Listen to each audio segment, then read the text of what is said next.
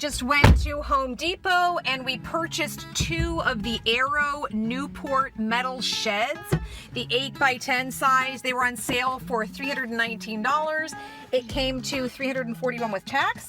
So now I have to hurry up and scoot back to the store with our truck so that we can bring these boxes home. Thank you, baby. It looks like the box ripped. Are you impressed, Lids? I'm happy. I'm on dolly duty. You're so funny, Mommy. I'm so funny? Yeah, when you said I'm dolly dooley. We're really fortunate that 18 years ago, my mom put up this very same shed here on a cement platform just outside of the house. We have seen that not using pressure treated wood is a mistake because the foundation of this shed is kind of rotting. But because it was on a cement platform, it's not that big a deal. It will be a bigger deal having a shed that is much closer to the ground on a foundation that we have to establish.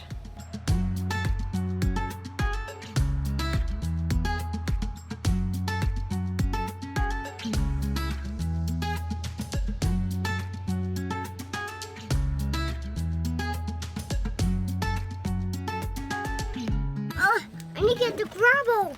No, don't worry about it, baby. The gravel's really heavy. What's the cinder block? The cinder blocks are inside the truck. I'll show you. Those are cinder blocks. Can I see? This is actually the site of the first shed. We'll call this one shed number 1 since we really do want to get these up for Mom to use as quickly as we can. And the one that is closest to her front door is the priority. Here is the spot where that second shed is going to go. I'm going to try and dig this down at least 4 inches and then we'll lay the ground grid before we put the foundation on. The shed that's going to go here will be holding primarily firewood and then maybe the lawnmower if we can get it in there. The ground is actually not bad for digging. It's just that it takes time and there's lots of roots to get through, so it's kind of a persistence game.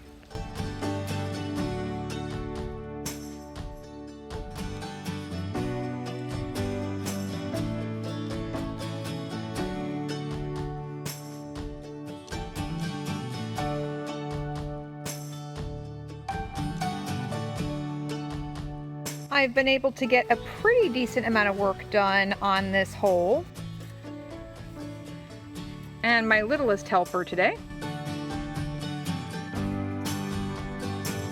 Here is what that ground grid looks like when it comes out of the packaging.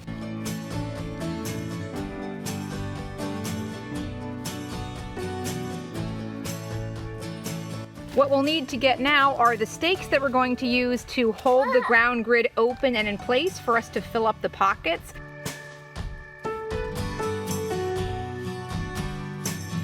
Whenever I need bamboo stakes, I come into the bamboo forest that we've got here and I cut off the tops of the longer bamboo stalks that have been cut down. Those tops look like this. Then I come over here and I use my bamboo hatchet to remove the branches from the stem. I cut them into smaller pieces and ultimately they look like this. The second shed location is actually in a place where we have quite a bit of red clay. We live in Georgia. Georgia is known for red clay. The nice thing about it is that it's a very dense kind of soil, so if you're building on top of it, it's a sturdy base, but it does take a minute in terms of trying to dig through it, so this is taking a minute.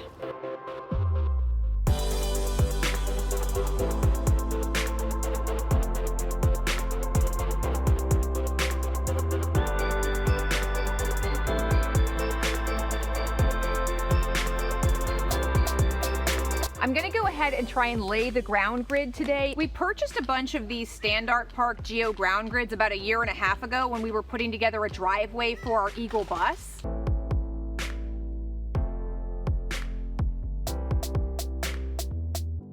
My helpers today. Looking good, crew. You guys are gonna help me put these bamboo stakes into the ground grid. I'm gonna start in that corner over there. We'll open this up, spread it out. Good job, Lids. There. Very good. And now, Marcus, you want to hammer it, please? 2, 3, 4, 5, 6, 7, 8, 9, 10.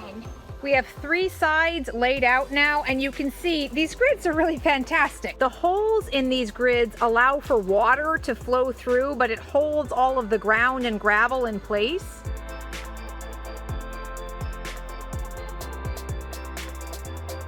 We'll be able to use this grid for the second shed.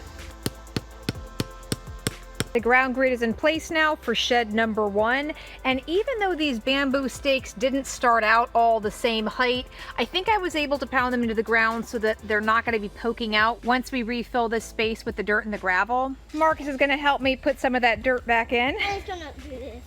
Good job, baby. I'm proud of you, my love.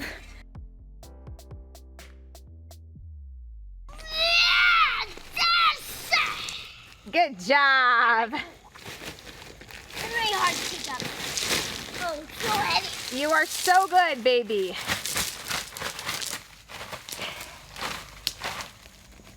Good job. All of our gravel bags are empty now. We're gonna need quite a bit more, so I'll have to head back to the store. Marcus, are you ready to lay the ground grid for shed number 2? Yeah.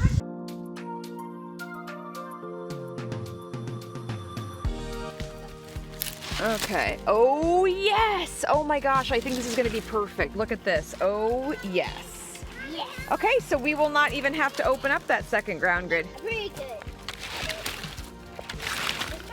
Okay. Oh, Grammy is going to be super excited.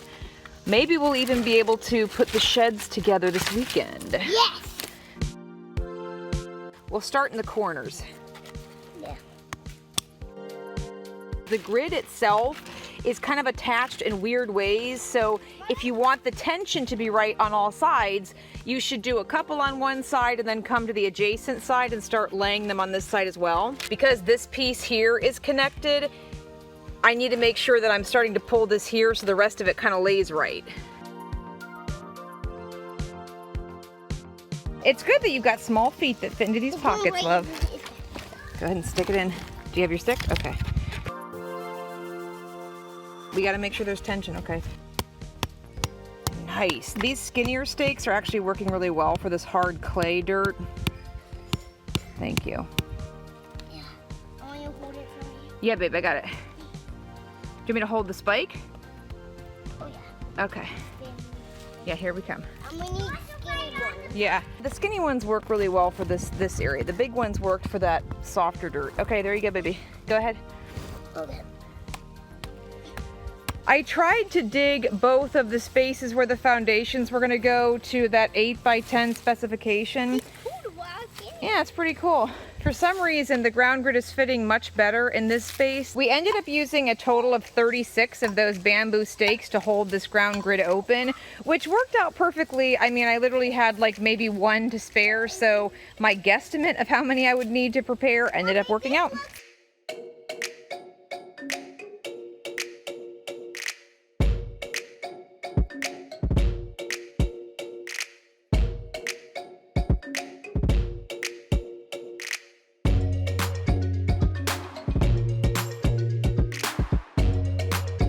I picked up 30 more bags of these marble chips today at Home Depot, and the total cost was just under $120.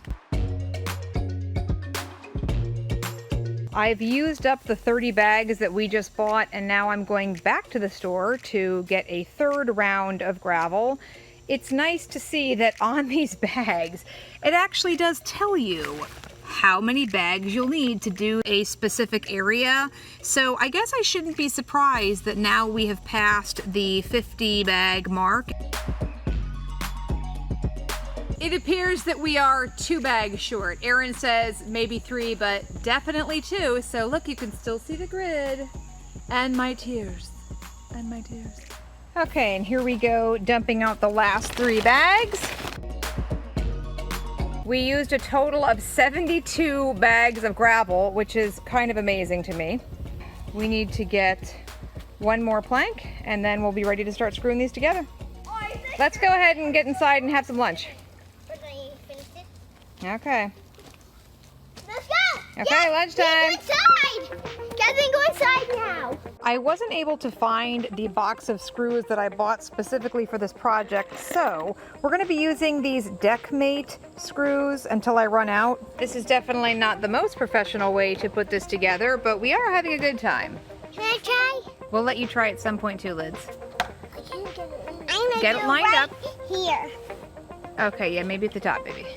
I'm doing it right so Here, hard. let me show you, let me show you, let me show you, let me show you, babe. Now try. All the way, keep going, keep going, keep going. You're not all the way in. You need to make sure it's flush. Keep going. Yeah, perfect, baby. Good job. Yeah. I'll let you try. I did it. Okay, well, we don't Now need I more. know how to lose tools. Now you know how to use tools. You said lose tools. That's a little bit ominous.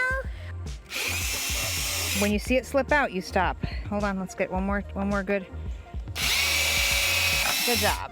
Very good job, My Liz. turn right here. Yay. I'm gonna add screw from my case. Okay, that sounds good, babe. The 4 corners are now screwed in place, and I'm gonna get the tape measure so that I can space out the beams in the center. I'm gonna do the tiny measuring Okay. tape, and you're gonna do the big one. I see. Okay, so this is just over 10 feet, and I have 4 beams to put in the middle. So I'm going to be putting a beam every 2 feet. The main structure of the base is done, and I'm kind of not exactly sure what I'm going to do next. I'm concerned that once I lay the flat pieces over the top of this frame, I'm going to have a really hard time putting cinder blocks under it. So I brought out the level, and we'll get an idea of where we are in terms of how straight this is. After moving around the cinder blocks and the gravel, I have it to a point where it's almost level on all of the beams going across. I went by Home Depot and had them cut these pieces of wood for me tonight. I'm gonna end up using these basically as cross beams. My mom happened to have a stack of these old cement pavers, so we're gonna be using these to help stabilize and level the foundation as well. I came over to get my wood, and this guy has joined us. Part of me wishes the kids could see this, and part of me is glad the kids are not here. We're just gonna let you go on your way. Aaron was kind enough to run out to Home Depot and pick up a box of screws for me. Those little crossbeam sections are now in. This is far from perfect, so 100% this is just a stay-at-home mom making a shed foundation. I'm pretty darn proud of this, I will say, but it has some charming irregularities. You can see clearly that the beams I added are not the same dimensions as the rest of the frame. So these longer beams are 2x8s, and the shorter beams that I purchased are 2x10s. So always make sure that you're measuring and bringing those measurements to the store with you when you go to get wood cut. Kind of basic, but I overlooked that. Because this is my first time making a shed foundation and we are putting it basically at the base of a hill, I decided that better safe than sorry, I would go ahead and add some additional support pillars back here. And this is just cement blocks that we happen to have around the yard, along with some of those cement pavers. Now I have 6 of these structures in the back, so even if something happens and the ground shifts, I don't expect it to, but if that happens, it won't be a total disaster because we do have enough support sections here that the shed should still stand.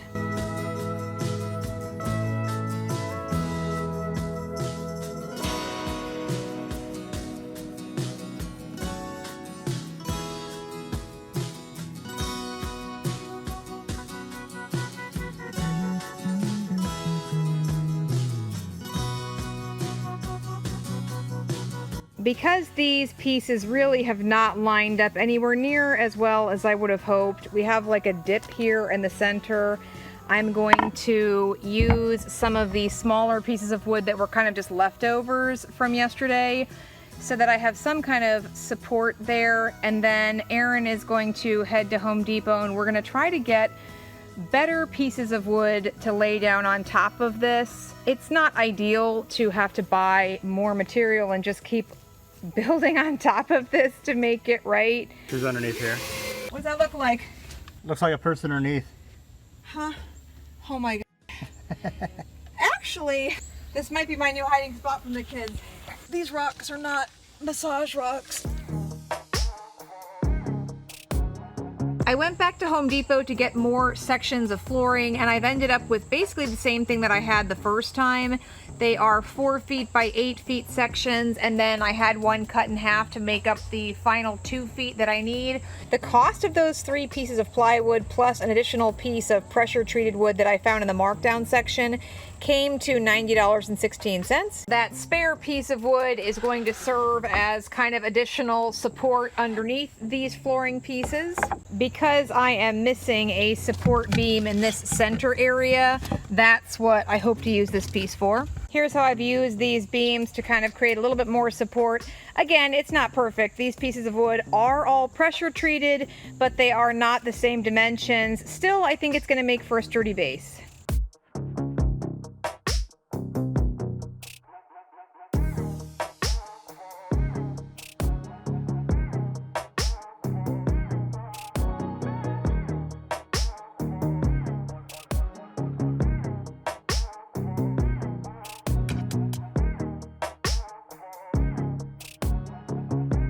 This is pretty exciting. So shed foundation number 1 is done. We still have to do shed foundation number 2, but it should be way simpler than this. Marcus and I just picked up 36 more bags of those marble chips for the foundation of shed number 2. Where is it? It's coming, baby.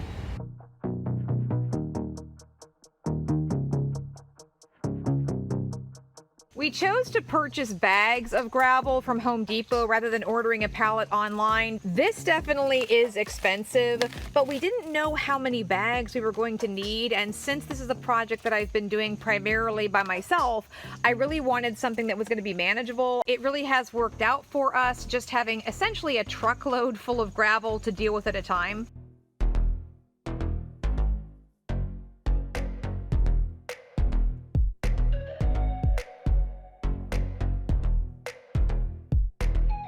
Lydia and I went to Home Depot to cut the beams for this foundation. My doll. Okay, there's your doll, baby. What do you think? Oh, good. Looks good, huh? Yeah.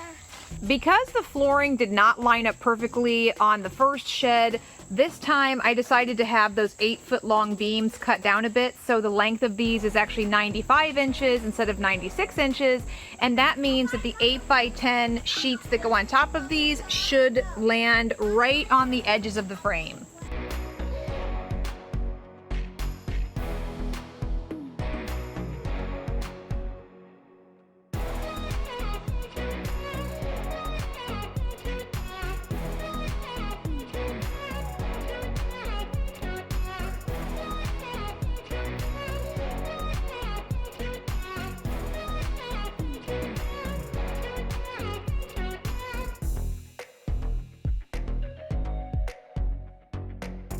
The frame is in place now. We're gonna go ahead and put cement blocks under it and make sure that it's level, and then we'll go ahead and put the flooring down.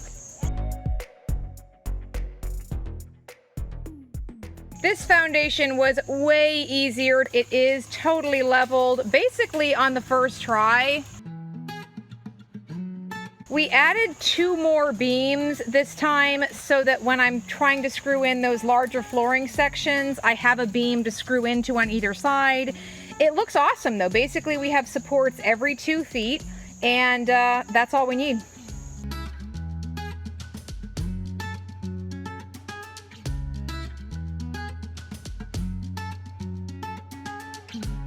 It looks good. Ooh, that hurt. Shed foundation number 2 is in the bag. I had the 8-foot beams cut down 1 inch.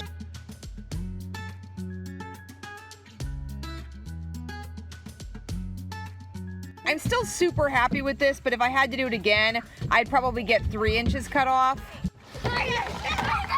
Okay guys, calm down. My turn. Second level. It was definitely more difficult to stabilize and secure the first foundation, but it's solid, it's standing, and it's about to get a shed put on top of it.